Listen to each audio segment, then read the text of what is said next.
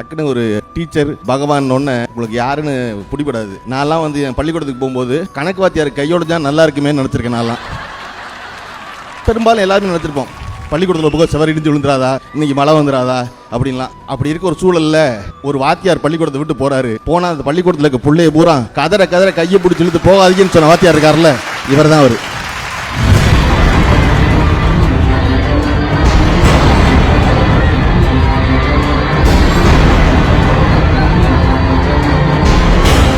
அதாவது ஒரு பள்ளிக்கூடம் மொத்தமும் சேர்ந்து ஒரு ஆசிரியர் இடம் மாறி போவார்னா நீங்கள் போயிடாதீங்க, இங்கேயே இருங்க, இருக்க வச்ச வரலாறு முதல்ல எழுதின ஆசிரியர் இவர் தான்.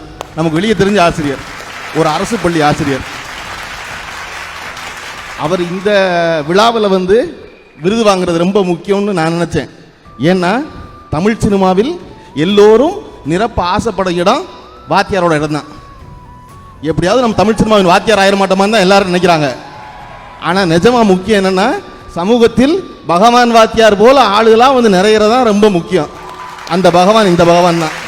பகவான் அம்மா கேர்லெஸ்ஸாக பார்ப்பாங்க. எங்கள் பாட்டியை விடு எங்கள் சொந்தக்காரங்க பகவான் அம்மானாவே மதிக்க மாட்டாங்க. ஒரு சுப்பிலுக்கு போனவங்க நிலமாக்குது, யார் கொல்லியில் வர்ற போன்னுவாங்க. ஒரு கலக்காய் எடுத்தால் கூட என்ன அவங்க கொல்லியா கலக்காய் எடுக்கிறான்னு வாங்க. வயசில் சரி கட்டிப்பாங்க, இப்படி படி அப்படி படி.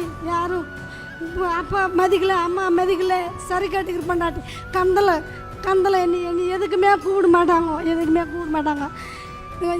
ஜெயலலிதா சொல்ல எம்ஜிஆர் சோறு, கோதுமை சோறு எங்கள் பிள்ளைக்கு கேரியில் வாங்கி வந்து கொடுத்து நான் கொஞ்சம் துணி, என் பிள்ளை கொஞ்சம் தின்னுவாங்க.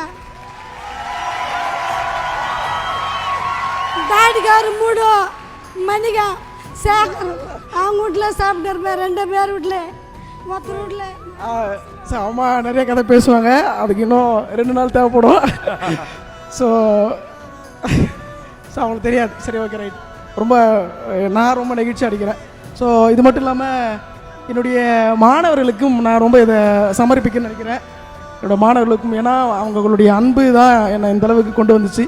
ஸோ மகிழ்ச்சியாக சிரிச்சுட்டு மட்டும் அன்பை வெளிப்படுத்த மாட்டேன், நாங்கள் அழுது கூட காட்டுவோம் அப்படின்ற விஷயத்த வந்து அந்த பணிமாறுதல் நடந்தப்போ நான் உணர்ந்தேன். பொதுவாக படித்து கோல்டு மெடல் வாங்கினேன் அப்படி தான் கேட்பாங்க, ஆசைப்படுவாங்க.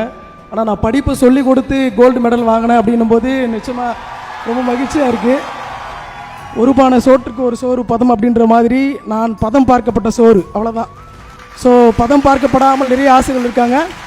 ஸோ அவங்களும் பதம் பார்க்கப்பட வேண்டும், அவங்க அங்கீகரிக்கப்பட வேண்டும், அவங்க அடையாளப்பட வேண்டும் என்பது என்னுடைய ஆசை.